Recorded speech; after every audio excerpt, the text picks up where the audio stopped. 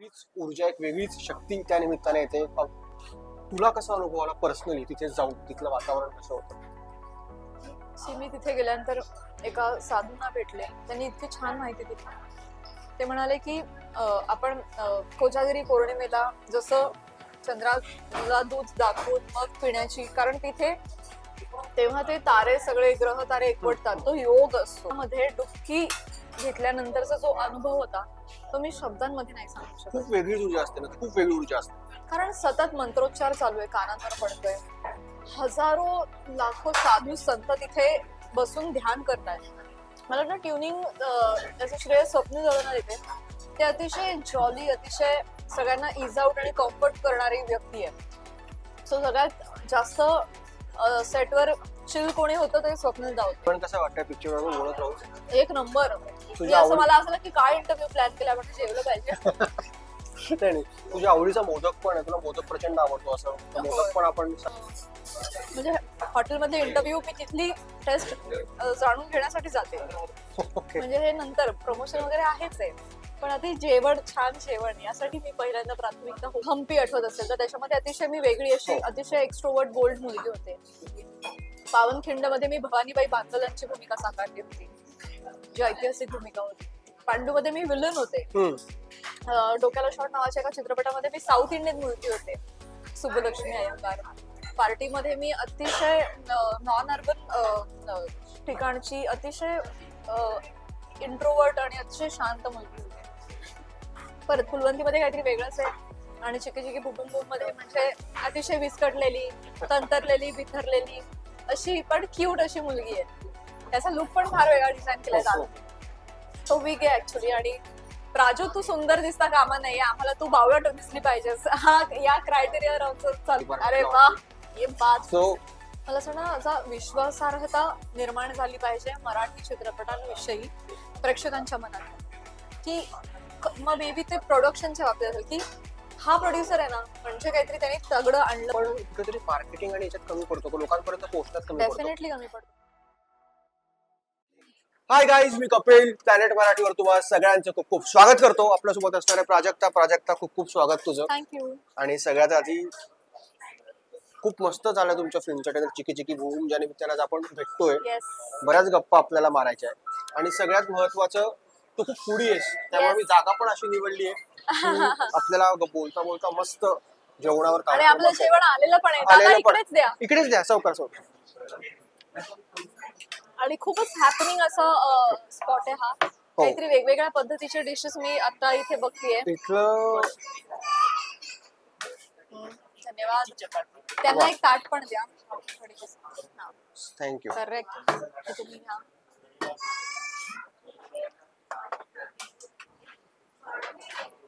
धावपळ खूप तुझी चालली गेल्या 3-4 दिवसापासून. फिल्म रिलीज जवळ आली आहे. हास्य जत्रेचा शूट, फिल्मचं प्रमोशन, त्याच्यामध्ये झी गौरव, एनडीटीव्ही अवॉर्ड्स आणि काय काय काय काय, त्याच्यात मी परफॉर्म पण करते. आणि अभिनंदन, झी गौरव मध्ये फुलवंतीला बरीच नामांकन. थँक्यू. बी पॉझिटिव्ह. Fingers crossed. त्या विषयावरती मी येतोच. पण मला तुला सुरुवात यापासून करायची आहे की प्रसाद खांडेकर सोबत तुम्हाला सगळ्यांचं ना खूप चांगलं बॉन्डिंग आहे. आणि प्रसादचा दिग्दर्शक म्हणून दुसरा सिनेमा आहे. आणि पहिल्या सिनेमाप्रमाणेच याच्यात पण सगळीच गँग त्याने सोबतीला घेतली आहे. तर कसा एक्सपिरियन्स होता? आणि प्रसादने जेव्हा तुला ऐकवलं ही स्क्रिप्ट चिकी चिकी बूम बूमची, कारण 2 तासात, रात्री 2 तासात घडणारी ही घटना आहे. करेक्ट. कसाच अनुभव होता त्याच्यासोबत? सगळा अभ्यास करून आलेला आहे. प्रसाद दादा अतिशय टॅलेंटेड लेखक आणि परफॉर्मर आहे. आणि युनिक अशी कथा आहे ही. म्हणजे रियुनियन, मित्रांचं रियुनियन आहे असा बेस ढाचा आहे. पण त्याच्या पलीकडे जाऊन आहे ना, त्याच्यामध्ये थँक्यू, त्याच्याही पलीकडे जाऊन काहीतरी टेक अवे पण आहे. सो मजा मस्ती धमाल, हसणं तर आलंच, कारण हास्य जत्रेचे सगळे रथी महारथी आहेत. पण त्या पुढेही काहीतरी कथा सांगू पाहते, हे मला फार आवडलं. आणि मला खरं आधी दडपण आलं होतं, कारण सगळे एवढे रथी महारथी आहेत की त्यांच्याबरोबर विनोदी भूमिका साकारणं म्हणजे एक जिकरीचं काम होतं. पण मला वाटतं प्रसाद दादा आणि प्रथमेशनी माझं खूप काय म्हणतात ना, ब्रेन वॉश केलं. ते म्हणाले तू करू शकतेस, आणि तुला माहिती नाही पण तू खूप कॉमेडी आहेस. जे आम्हाला हवंय चित्रपटामध्ये. So it is very apt role for you. आणि प्रथमेशने मला डायलॉग नरेशन दिल्यानंतर आय गॉट कन्व्हिन्स्ड. सो अतिशय मित्रांची रियुनियन, चला चला भेटूया, आणि at the end of the day का भेटलो असापर्यंत जो प्रवास आहे तो आहे चिकी चिकी बुम बुम. पण मी सगळ्यांना हे सांगू इच्छिते की रियुनियनचा तर फॅड आहे खूप. म्हणजे काका काकू आई पप्पा सगळ्यांचं तर रिसेंट काळामध्ये रियुनियन झालेलं आहे की शाळेत होतोय आणि त्यानंतर एक 25 वर्षांनी आता भेटतोय, 30 वर्षांनी भेटतोय, असं सगळं काय काय काय काय. पण त्यामध्ये काय काय गोष्टी घडू नयेत हे तुम्हाला असं जर वाटत असेल तर डेफिनेटली चिकी चिकी बुम बुम बुम बघायलाच पाहिजे. पण मला सांग 17 कलाकार सिनेमात आहेत आणि मराठीत असा प्रोजेक्ट येणं, एवढी कलाकारांची फौज असणं क्वचित बघायला मिळतं, आणि सगळे एकापेक्षा एक धुरंधर आणि सोबतीला स्वप्नील आणि प्रार्थना. येस. तर तुमचं सगळ्याचे बाकीच्यांसोबत जो ऑलरेडी ट्युनिंग असते त्याच्या सेटवर होतच, पण स्वप्नील आणि प्रार्थना पण सोबतीला आहेत. ट्युनिंग तुमचं सगळ्यांचं कसं, तुम्हाला कॉमेडी म्हणतात ना करणं खूप सिरियस असतं, सिरियस बिझनेस, खूप सिरियस. मला वाटतं ट्युनिंग त्याचं श्रेय स्वप्नील दादांना देते. ते अतिशय जॉली, अतिशय सगळ्यांना इज आउट आणि कम्फर्ट करणारी व्यक्ती आहे. सो सगळ्यात जास्त सेटवर चिल कोणी होतं ते स्वप्नील दा होते. हो. तर त्यांनी खूप कम्फर्ट सेटवर निर्माण केला. कुठेही मी सिनियर असल्याचा दडपण येऊ दिलं नाही कोणावरही, आणि त्याची खासियत आहे. होय होय होय होय. आणि सेम गोष्ट प्रसाद दादा. प्रसाद दादा पण अतिशय पद्धतशीरपणे समजावतो आणि त्याच्यामध्ये खूप पेशन्स आहे, त्यामुळे तसं दडपण नाही आलं. दडपण आम्हाला ह्याचं होतं की आम्ही तो रोल व्यवस्थित निभावू शकू की नाही. पण पुन्हा एकदा त्यासाठी जत्रेचं असलेलं एक बॉन्डिंग कामी आलं. सगळ्यांनी एकमेकांना खूप मदत केली, मला खूप मदत झाली त्या गोष्टीची. माझं जेवण कसं वाटतं पिक्चर बोलत राहून? एक नंबर. असं मला असं की काय इंटरव्ह्यू प्लॅन केला म्हणजे जेवलं पाहिजे. नाही, तुझ्या आवडीचा मोदक पण आहे, तुला मोदक प्रचंड आवडतो असं मोदक पण आपण सांगितलंय. मला जे शिरवायची जे काय आहे ना, शिरवाया म्हणतात त्याला, नारळाचं दूध वगैरे, हे मला ट्राय करायचंय. त्यामुळे हे पण मी आज ट्राय करतो. तू प्रचंड फूडी आहेस ना, तुला असं काय काय म्हणजे नेमकं आवडतं? मिसळ, वडापाव, काय? एव्हरीथिंग. फरसाणशी निगडीत सगळे पदार्थ आवडतात. आणि मला बेसिकली चविष्ट अन्न खायला आवडतं. माझं प्रेम आहे जेवणावर. त्यामुळे म्हणजे हॉटेलमधले इंटरव्ह्यू मी तिथली टेस्ट जाणून घेण्यासाठी जाते. म्हणजे हे नंतर प्रमोशन वगैरे आहेच आहे, पण आधी जेवण, छान जेवण यासाठी मी पहिल्यांदा प्राथमिकता हो बोलते. पण असं कधी घडलंय का की समजा शूट खूप शेड्यूल आहे आणि तुला खूप भूक लागली, फूडी आहेस, की त्यासाठी तू शूट थांबवलंस की नाही आधी? नाही, कधीच नाही. कारण माझं जेवणापेक्षा कामावर जास्त प्रेम आहे. सो ऍट टाइम्स जेवण स्किप होतं, खूप लेट होतं, दिवसभरात एकच जेवण होतं. जसं की काल मी दिवसभर प्रमोशन निमित्त फिरत होते. मी दिवसभर फक्त एका बर्गरवर होते. तोही मला बर्गर खायचा होता, मला पोळी भाजी प्रॉपर काहीतरी खायचं होतं, पण वेळ नव्हता. त्यामुळे दिवस अख्खा एक बर्गर 2 चहावर गेला माझा. तर असं होतं. पण जेव्हा वेळ असतो तेव्हा मग पद्धतशीर मांडी घालून छान. आणि आता तर खूप शेड्यूल तुझं टाईट असेल, कारण आतापर्यंत प्राजक्ता अभिनेत्री म्हणून सगळ्यांना माहिती होती, नंतर उद्योजिका झाली आणि आता निर्माती झाली. फुलवंतीच्या निमित्ताने एक चांगला सिनेमाचा प्रोड्युसर म्हणून तू दिला. तर मला एक तुला राऊंड प्रश्न विचारायचा, कारण फुलवंती खूप ग्रँडियर सिनेमा होता आणि त्यात अभिनय करणं प्लस निर्मातीचं शिवधनुष्य पण उचलणं खूप मोठं रिस्क होती. ती रिस्क तू घेतलीस. तर ह्या सगळ्या प्रवासात तुला कुणी कुणी पाठिंबा दिला आणि कधी असं वाटलं नाही का? कारण आपण बऱ्याचदा बघतो की जेवढा सिनेमा मोठा असतो कोणात धाकधूक असते, बजेट रिकव्हर होणार का, बरोबर आहे, इन्व्हेस्ट जे पैसे केले ते येणार का, प्रेक्षक कसं बघतील. तर त्याबद्दल भूमिका खूप चॅलेंजिंग ती होती. मी माझ्या 3ही प्रोड्युसर्सचं नाव घेईन. मंगेश पवार, अमोल जोशी आणि पॅनोरमा स्टुडिओज, तिघांनी मला खूप सपोर्ट केला. त्यांच्या टीम्सने खूप सपोर्ट केला. आणि त्यानंतर कश्मीरनी मला खूप मदत केली. प्रमोशनच्या काळामध्ये ज्या ताकदीनं उभं राहायला खांद्याला खांदा लावून माझ्या गरज होती. आणि त्यानंतर प्रेक्षकांनी खूप सपोर्ट केला, भरभरून प्रतिसाद देऊन. त्यानंतर स्वप्नील दादांचं मी आवर्जून नाव घेईन. स्वप्नील दादा आणि मधुगंधाताई दोघांनीही मला ऍज अ प्रोड्युसर म्हणून डूज अँड डोंट्स याविषयी खूप मार्गदर्शन केलं. जो सेकंड शेड्यूल मी एक्झिक्यूट पण केलं आमच्या कंपनीने शिवोहम. तर त्यामध्ये त्यांनी मला खूप मोलाचे सल्ले दिले, जे म्हणजे फार कामी आले. सलग 8 आठवडे. आणि अर्थात माझी फॅमिली पूर्ण वेळ सेटवर होती. पूर्ण वेळ काय म्हणतात, परत खंदे कार्यकर्ते म्हणून ते माझ्या अवतीभवती आणि असा सपोर्ट असल्याशिवाय असं घडणं शक्य नाही. खरंय खरंय ऍब्सोल्युटली. मेंटली पण तेवढा सपोर्ट तुम्हाला हवा असतो. म्हणजे 10 दिवस शूट होतं सेकंड शेड्यूलचं. 10 दिवस माझा भाऊ आणि माझी आई सेटवर होते, राहायला होतं. त्यांनी सुट्टी घेतली 10 दिवस. सो या मी आय एम ब्लेस्ड टचवूड. पण मराठीत खूप कमी ऐतिहासिक सिनेमे बघतो आपण. होय मध्यंतरी काही विषयांवरती सिनेमे आले, पण ती एकच आपण लाट म्हणतो ना. होय पण तू त्या पलीकडे जाऊन एक अशी भूमिका स्वीकारली जो रोल खूप चॅलेंजिंग होता. आणि आता कट्टू फुलवंती नंतर एकदम चिकी म्हणजे कलाकार म्हणून एक हवं असतं ना यार, की एकाच विचारात नाही अडकायचं, वेगळं काहीतरी करता आलं पाहिजे. म्हणजे सिरियस भूमिका आणि आता एकदम धमाल कॉमेडी भूमिका.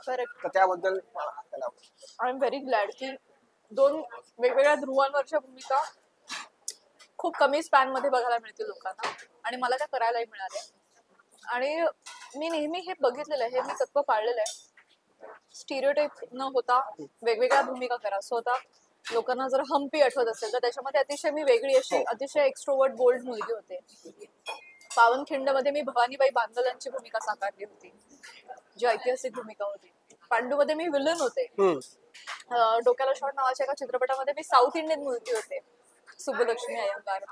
पार्टीमध्ये मी अतिशय नॉन अर्बन ठिकाणची अतिशय इंट्रोवर्ट आणि अतिशय शांत मुलगी होती.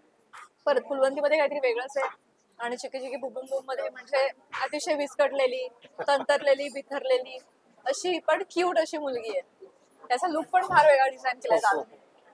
तो वीक आहे ऍक्च्युली. आणि प्राजू तू सुंदर दिसता कामा नाही, आम्हाला तू बावळट दिसली पाहिजेस, हा या क्रायटेरियावर आमचं चालू होतं काम, की असे कपडे जे मी कधीच आयुष्यात घालणार नाही, घातले नसते अनलेस मी ही भूमिका साकारते. तर असे कपडे पासून तो हेअर मेकअप सगळं दादानी मुद्दाम, की तू अशी भूमिका परत कधीच नाही करणार, मला माहिती, दिस इज इट, आता जो काय वेडेपणा करायचा करून घे. सो मला हे आवडतं वेगवेगळ्या भूमिका करणं. आणि जे दादानी मला माझ्याकडून करून घेतलं, मला भूमिका मुळात ऑफर केली, याबद्दल आय एम व्हेरी ग्रेटफुल. आणि विनोद करणं सगळ्यात कठीण टास्क असतो. पण सध्या जर आपण बघितलं तर 99% सिनेमे असे असतात की गमरे खालचे विनोद असतात, अश्लील विनोद असतात.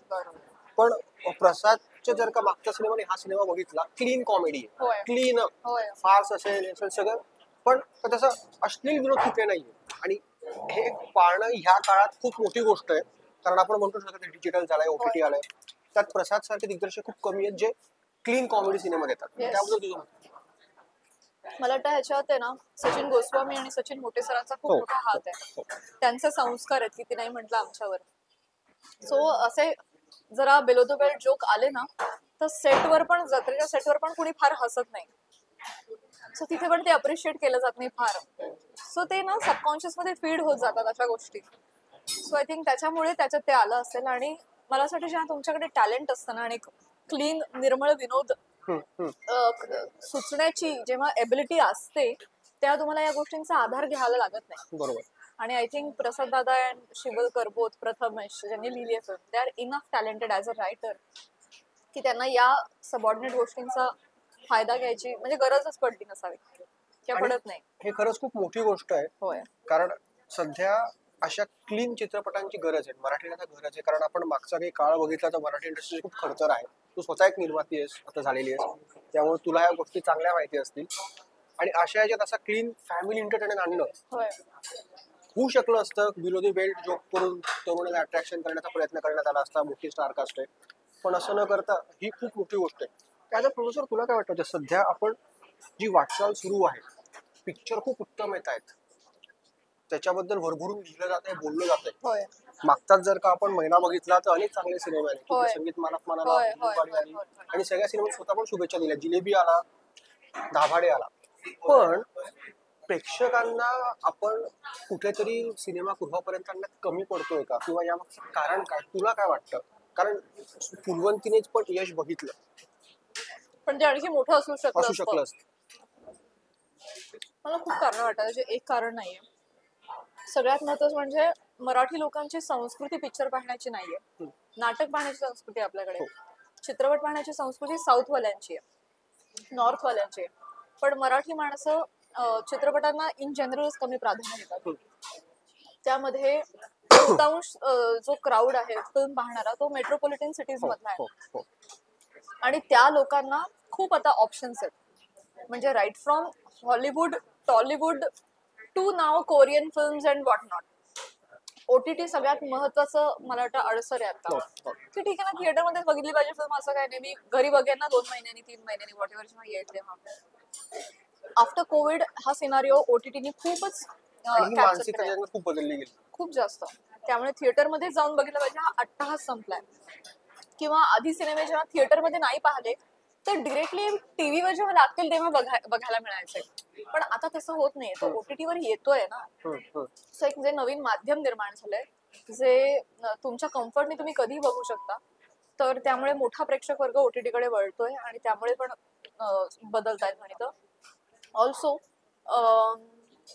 मला असं वाटतं की आता ही गरज आहे मराठी चित्रपट निर्माण करणाऱ्यांची सुद्धा आणि प्रेक्षकांची सुद्धा, की असं जर घडत राहिलं तर मात्र गळचेपी होईल मराठी सिनेमांची. आणि ती ऑलरेडी होते, कारण पुष्पा किंवा एखादा असा मोठा सिनेमा आला तर त्यात मराठी सिनेमांनाच थिएटर मिळणं मुश्किल होऊन जातं. अगदी. आणि मला हे आवर्जून इथे मी नोंद करावीशी वाटते की पुष्पाचं साऊथ मधलं कलेक्शन महाराष्ट्रापेक्षा कमी आहे. म्हणजे काय की मराठी लोकांनी महाराष्ट्रात पुष्पा जास्त पाहिलाय rather than south people. So चित्रपट बघायचा आहे का आपल्याला, डेफिनेटली बघायचा आहे, परंतु मग मातीतला सिनेमा आपण चूज केला पाहिजे प्रायोरिटीला. अर्थात बनवणाऱ्यांनी पण तो बनवला पाहिजे की प्रेक्षकांनी ओढ घेतली पाहिजे थिएटर्सकडे. ही दोन्हीकडची जबाबदारी आहे. जसं मराठी भाषा जपण्यासाठी, मराठी संस्कृती टिकवून ठेवण्यासाठी आपण प्रयत्नशील राहिलं पाहिजे, तसंच मराठी चित्रपट जिवंत ठेवण्यासाठी सुद्धा प्रत्येक मराठी माणसानं कॉन्ट्रीब्युट केलंच पाहिजे. ती जबाबदारी एका कुठल्याही बाजूची नाहीये, ती दोन्ही बाजूंची जबाबदारी आहे. दोन्ही equal amount of sharing contribution असेल तरच तो जिवंत राहणार. ह्या मुद्द्यावर परत येतो, पण त्या तिथे कुंभमेळ्यात पण आता गेली होतीस तर कसं, कारण मी स्वतः जो मागचा कुंभमेळा नाशिकचा झालो कव्हर केला होता 1 महिना. सो एक वेगळीच ऊर्जा, एक वेगळीच शक्ती त्या निमित्ताने येते. तुला कसा अनुभव आला पर्सनली तिथे जाऊन, तिथलं वातावरण कसं होतं? मी तिथे गेल्यानंतर एका साधूंना भेटले, त्यांनी इतकी छान माहिती दिली.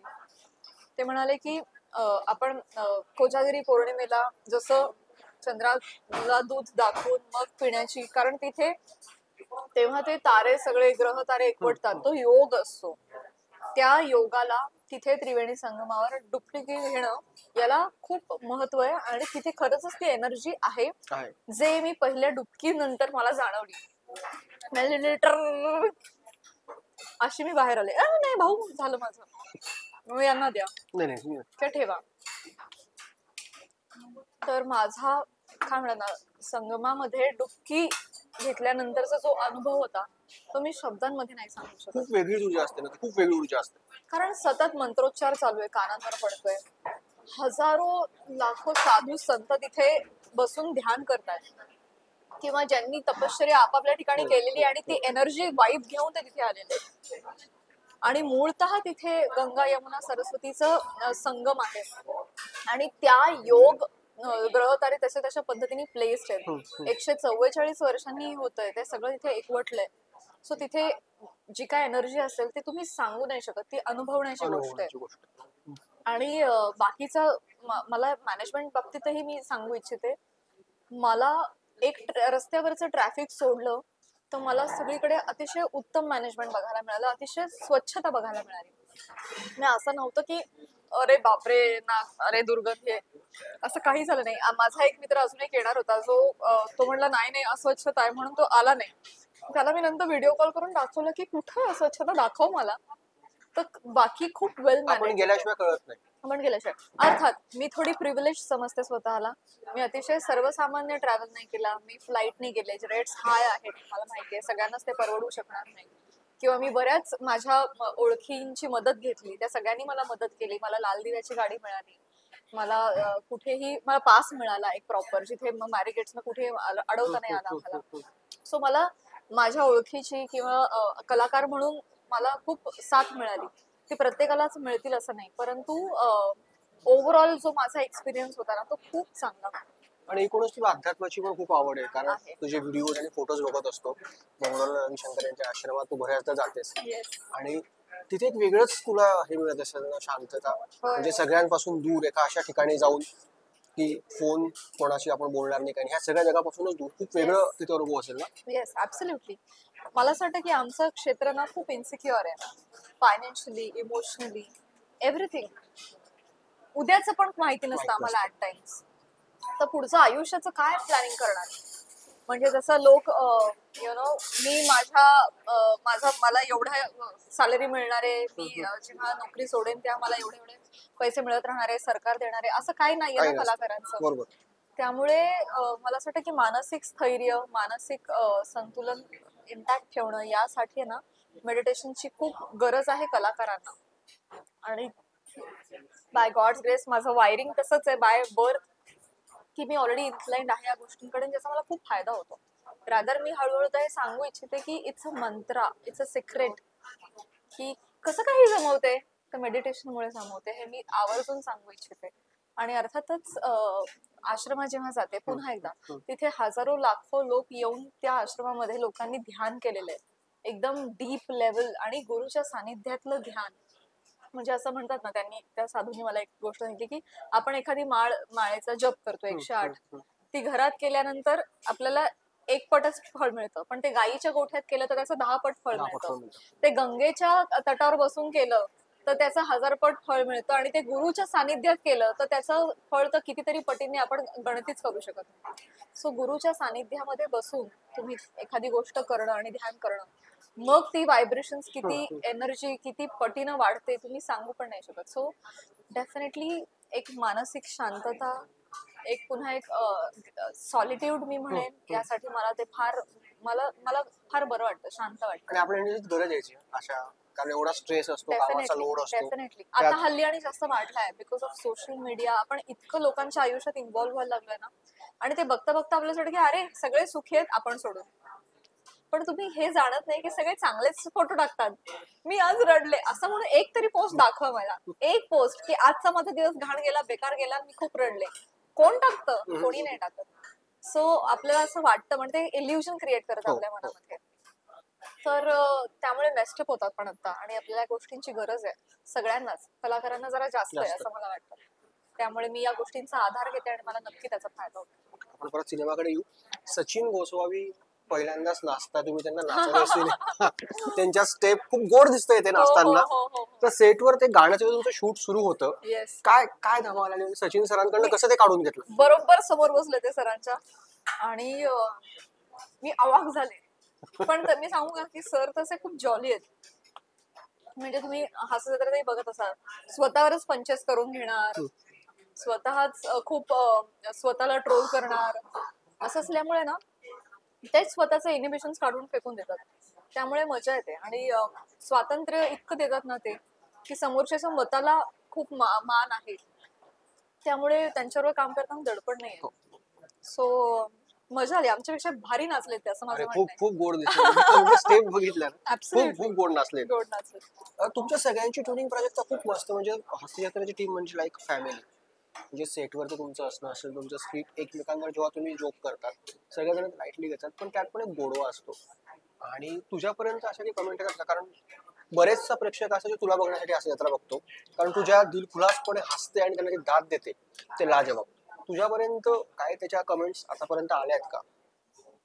मला ह्या कमेंट्स आल्या की आम्ही तुला बघण्यासाठी बघतो, तुझा नाच बघण्यासाठी, तुला हसताना बघण्यासाठी बघतो, हे तर कॉमन आहे. पण मला गमतीशीर अजून एक कमेंट आहे की तू हसल्यानंतर आम्ही जास्त हसतो की हा पंच आहे, इथे हसायचंय, किंवा तुझ्या कॉस्ट्युम वरून आम्हाला कळतं की हा कुठला एपिसोड चालू आहे आणि हा बघितलाय की नाही. सो अशा काही भन्नाट कमेंट्स आहेत. पण मला वाटतं सगळ्यात महत्वाची कमेंट हीच आहे ना की कोविड काळामध्ये तुमच्यामुळे आम्ही जगलो, आम्ही तरलो, नाहीतर आम्हाला माहिती नाही आम्ही काय केलं असतं. मला ह्या कमेंट्स फार महत्वाच्या वाटतात, कारण तो खरंच खूप टफ टाइम होता, आणि त्यावेळेस हसण्याची लोकांनी फार गरज होती, आणि तेव्हा हास्यजत्रा चालू होतं याचा मला अत्यंत आनंद आहे, आणि त्या कार्यक्रमाचा मी भाग घ्यायचा मला अत्यंत अभिमान आहे. आपण एकीकडे म्हणतो की मराठी सिनेमा जगला पाहिजे, पण त्यासाठी प्रयत्न होताना दिसत नाही ना. आपलंच म्हणजे म्हणतात की आपला प्रेक्षक जाऊन पुष्पा 2 बघेल, पण आपलाच एखादा उत्तम मराठी सिनेमा असेल तर त्याला जात नाही. यामागचं कारण काय असू शकतं? आपण कुठे कमी पडतोय? आणि इंडस्ट्री म्हणून, एक निर्माती, एक कलाकार म्हणून तुझं मत काय याबद्दल, की काय करणं गरजेचं आहे? मी वयाने आणि अनुभवाने खूप लहान आहे या एवढ्या मोठ्या प्रश्नावर मत व्यक्त करण्यासाठी. तरी देखील माझ्या बुद्धिमत्तेनुसार मला जे योग्य वाटते ते मी सांगते. मला असं ना, असा विश्वासार्हता निर्माण झाली पाहिजे मराठी चित्रपटांविषयी प्रेक्षकांच्या मनात, की मग मे बी ते प्रोडक्शनच्या बाबतीत असेल, की हा प्रोड्युसर आहे ना म्हणजे काहीतरी त्याने तगडं आणलं, किंवा हा कलाकार आहे ना, जसं माझ्या मनात आहे रणबीरच्या बाबतीत, की रणबीरची फिल्म आहे ना तर तो चूजीच आहे, तो काही आंडू पांडू काही घेणारच नाही. सो तो करतोय म्हणजे भारी आहे, म्हणजे बघायचंय. सो असं ते प्रोड्युसरच्या बाबतीत व्हावं, डिरेक्टरच्या बाबतीत व्हावं, किंवा कलाकाराच्या बाबतीत व्हावं, ही विश्वासार्हता निर्माण झाली पाहिजे, की हा आहे की ही आहे म्हणजे ते भारी असणार, आपण गेलं पाहिजे. I think that is what is lacking right now. आणि मी तसं म्हटल्याप्रमाणे की बनवणाऱ्यांनीही आपला दर्जा उंचावला पाहिजे आपल्या अवतीभवतीचे कॉम्पिटिशन बघता, आणि प्रेक्षकांनी सुद्धा मराठी चित्रपटांना आपण एक मराठी माणूस म्हणून जास्त पुश दिला पाहिजे. कधी कधी चित्रपट चांगले असतात परंतु लोकांचा विश्वास नाहीये, त्यामुळे ते जात नाही, आणि चित्रपट गेल्यानंतर त्यांना कळते की अरे चांगला होता चित्रपट, मी मिस केला. विश्वास नाही, दुसरी गोष्ट आपण कुठेतरी मार्केटिंग आणि याच्यात कमी पडतो, लोकांपर्यंत पोहोचण्यात कमी पडतो. डेफिनेटली कमी पडतो. काय आहे ना, मराठी हे असं राज्य आहे ज्याच्यामध्ये मध्ये आहे ना, तर तुम्हाला इकडचे सगळीकडचे झोत येऊन इथे मध्ये मिळतात, आणि मराठी प्रेक्षक हिंदी पण पाहतो, इंग्रजी पण पाहतो, साऊथही पाहतोय, कोरियन वगैरे ह्या OTT प्लॅटफॉर्म्सवर आणखी काही पाहतोय. त्यामुळे आपला प्रेक्षक म्हणजे ग्रामीण भागामध्ये थिएटर सरच नाहीयेत, त्यामुळे तो आपण कट ऑफच करतो ऑडियन्स, मोठा प्रेक्षक, किंवा संस्कृती नाहीये म्हणून देखील काही प्रेक्षक जात नाही चित्रपटगृहात. आणि जो अवेलेबल प्रेक्षक आहे तो डिवायडेड आहे. तो मराठी आणि हिंदी दोन सिनेमे आले असतील तर तो आधी हिंदीला प्राधान्य देणार, मराठी आणि साऊथ आला असेल तर फेवरेट ऍक्टर्स असेल तर त्याला जास्त प्रायोरिटी देणार, असं होतंय. तर आपण आपल्या प्रायोरिटीज मराठी चित्रपटासाठी सेट केल्या पाहिजेत. आणि गणित म्हणजे इन्कम कमी आहे म्हणून स्पेंडिंग कमी आहे, तर पैसा बनवायलाच कमी पडतोय तर प्रसिद्धीसाठी कुठे उरणार. त्यामुळे ते सगळं ना, अंड आधी का कोंबडी आधी हा प्रवास गोलगोल आहे. एक प्रश्न शेवटचा जो माझ्या मनात आधीपासून होता, कारण बऱ्याचदा मी तुझ्या काही स्टेटमेंट पण बघितले होते, फुलवंती सक्सेसफुल झाला पण जसं म्हणतो ना बिग सक्सेस नाही मिळाला. एक निर्माती म्हणून ती सल मनात राहील, कारण मी मध्यंतरी प्रवीण तरड्यांना आपण भेटलो होतो, ते पण बोलले की उत्तम काम केलं त्या मुलीने, मस्त केलंय, नाचली, म्हणजे तू उत्तम नाचली सिनेमात, तुझा अभिनय लाजवाब झालाय, सिनेमाचा क्लायमॅक्स उत्तम झालेला आहे. हे सगळं उत्तम असताना आणि एवढ्या सगळ्या जबाबदाऱ्या घेऊन एक कलाकृती प्रेक्षकांसमोर आणल्यानंतर तुमच्या सगळ्यांची मेहनत होती, कुठेतरी सल अजूनही आहे की अजून मोठं करता आलं असतं. मी ना अशी व्यक्ती आहे की ज्याची बॉटम लाईन ही ठरलेली आहे की जे होतं चांगल्यासाठीच होतं. झालेल्या गोष्टींवर कधीच मी रिग्रेट करत नाही. पण मला एवढ्या नव्या गोष्टी शिकायला मिळाल्या. त्यात एक फार महत्वाची गोष्ट शिकायला मिळाली की मराठी माणूस सण समारंभांमध्ये फार गुंततो. सो आमचा जो रिलीज होता ते नवरात्राचा शेवट होता आणि दिवाळीची सुरुवात होती, तो मधला पॅच होता. सो मराठी माणूस एका सणांमधून बाहेर पडतोय तोपर्यंत दुसऱ्या सणामध्ये, आणि दिवाळीच्या वेळेस आपण अख्खं घर आवरायला काढतो. सो खूप महिला घरात अडकून पडतात. ऑल्सो तेव्हा 6 परीक्षा पण असतात. ऑल्सो नेक्स्ट मंथ मध्ये इलेक्शन पण होते. सो बरेचसे पॉलिटिकल पक्ष त्यांचे कार्यकर्ते त्याच्यात इन्व्हॉल्व्ह होते. सो आहे ना, खूप डायव्हर्जन्स खूप होते. बरं, त्या दिवशी 4-5 सिनेमे रिलीज झालेले, सो तिथेही गर्दी होती. सो अशा विविध पातळ्यांवर ठरतं की प्रेक्षकांना वेळ नसेल तर मात्र प्रेक्षक कसा येणार. सो रिलीज डेट सुद्धा इक्वली इम्पॉर्टंट आहे. आणि सर्वात शेवटी तर मी म्हणते it's all luck, it's your destiny. ते जर वेगळ्याच दिवशी यायचं असतं तर ते आपसुक आलं असतं. तर झाल्याबद्दल काही वाईट नाही वाटत, खंत नाहीये. पण नक्की पुढच्या रिलीजच्या वेळेस, पुढच्या चित्रपटच्या वेळेस मी हा नक्की विचार करेन की मराठी प्रेक्षकांच्या सोयीची वेळ निवडावी. अर्थात आता आपल्याकडे फ्रायडेज किती असतात आणि फिल्म्स किती बनतात, त्यामुळे अशी सोयीची अशी कुठलीच डेट नसणार आहे जगात, आयुष्यात. पण त्यातल्या त्यात मी किमान गोष्टींचा त्या सगळ्यांनीच करावा असा मी विचार नक्की करेन. म्हणजे अनाउन्समेंट आहे की अजून पुढची फिल्म प्रोसेस मध्ये आहे ऍज अ प्रोड्युसर म्हणून. डेफिनेटली करायची इच्छा आहे आणि त्याच्या मागे हातपाय हलवत राहणार मी, कारण मला असं वाटतं की अभिनय हे माझं पॅशन आहे आणि इथे काम करत राहणं आणि मनासारखं काम करत राहणं यासाठी मी नेहमी प्रयत्नशील आहे, त्यामुळे मी करत राहीन. आम्हाला ना प्राजक्ता खूप भारी वाटतं तुझ्याकडे बघितलं, म्हणजे एक मध्यमवर्गीय कुटुंबातली मुलगी येते, काय अभिनेत्री बनते, त्याच्यानंतर उद्योजिका बनते, आता निर्माती बनली. तर खूप भारी वाटतं. आणि तुझा आय थिंक वडील पोलीस होते, माझे पण वडील पोलीस डिपार्टमेंट. सो ते एक असं आपलंसं वाटतं की अरे, आणि अजून तू खूप मोठी हो, आम्हाला असंच तुझ्याकडनं अपेक्षा आहे आणि हिंदीत पण जा, असं त्याच्यापेक्षा जास्त सक्सेस तुला मिळेल.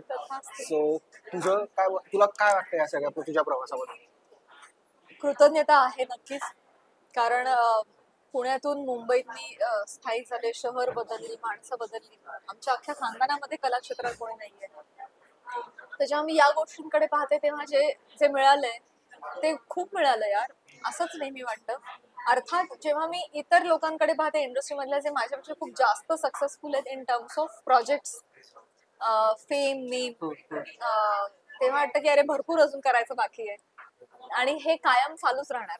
आता माझं कंपॅरिझन माझ्या अवतीभोवतीच्या मंडळीची आहे, तिथे मी मोठे आले तर आणखी मग हिंदी मधल्या आणि पॅन इंडिया लेवलच्या लोकांबरोबर असेल, मग वर्ल्ड लेवलला असेल, हे अनएंडिंग आहे. पण जे मिळवलंय त्याबद्दल मी समाधानी आहे, आनंदी आहे, परंतु पूर्णविराम कशालाच नाहीये. जेवढं करू तेवढं कमी आहे, हे अथांग आहे, याला there is no end to it. त्यामुळे काम करत राहीन, कारण मला आवडतं, मला खूप मनापासून कलाकार म्हणून जगणं आवडतं, कॅमेरा समोर असणं आवडतं, काहीतरी लोकांना सांगणं, काहीतरी डिलिव्हर करणं आवडतं. सो येस, आणि दिलखुलास राहायचं, टेन्शन नाही एकदम, अजिबात नाही. चलो थँक्यू. जेवण कसं वाटलं तुला इथलं? खूप सुंदर, मला हे तर खूपच जास्त आवडलंय. मला पोळी आवडली आहे, खूप छान पोळी आहे. चलो थँक्यू प्रोजेक्ट, आणि खूप खूप शुभेच्छा. आणि सगळ्यात महत्वाचं, जाता जाताच्या निमित्ताने आपण आज भेटलो, चिकी चिकी बुमबुमच्या निमित्ताने, प्रेक्षकांना काय अपील करशील सिनेमाने? सध्या ट्रेंड आहे रियुनियनचा. माझी काकू आता गेल्या आठवड्यात तिच्या 35 वर्ष जुन्या मित्रमंडळींबरोबर सहलीला गेली होती. माझी आई गेल्या वर्षी शाळेतला त्यांचा एक गेट टुगेदर होता, जिथे नातवंड घेऊन लोक आली होती. असा त्यांचा रियुनियन झाला शाळेनंतर. बाबा गेले होते पोलीस खात्यातल्या मित्रांबरोबर. सो रियुनियन आता ट्रेंड आहे, पण रियुनियन मध्ये चला चला भेटूया आणि शेवटी का भेटलो असं झालं तर ते होऊ नये, किंवा काय काय होऊ शकतं, काय काय धमाल होऊ शकते. सो प्रायमा फेसी हा युथ सिनेमा वाटतोय, पण हा सगळ्या कॅटेगरीतल्या लोकांसाठी, सगळ्या वयोगटातल्या लोकांसाठी आहे. कौटुंबिक सिनेमा आहे, तुम्ही सगळ्यांना एकत्र फॅमिली बरोबर जाऊ शकता. मित्रमंडळी तर तुम्ही हमखास घेऊन जाच. रॅदर आम्ही आता असं अपील करतोय की तुम्ही तुमचं रियुनियन प्लॅन करा आणि चित्रपट बघायला जा. चित्रपटामध्ये, थिएटरमध्ये रियुनियन जमवून आणा, जुळवून आणा.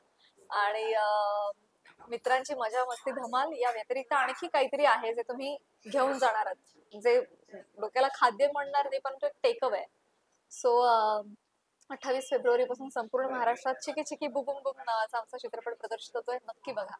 Thank you so much. शुभेच्छा तुला. थँक्यू प्लॅनेट मराठी, धन्यवाद.